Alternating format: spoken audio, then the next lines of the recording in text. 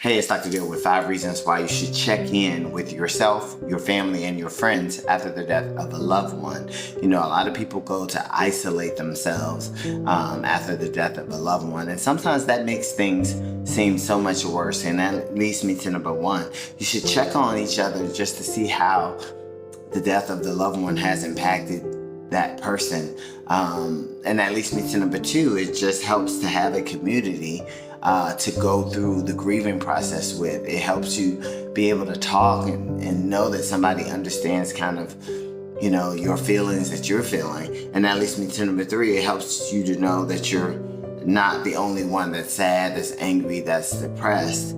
And when I say check in with yourself, I mean to sit down and say, how is this making me feel? You know, how is it impacting my life?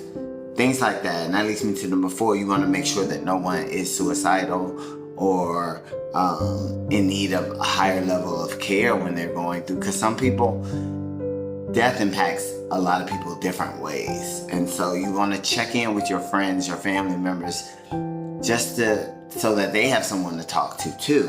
And that leads me to number five.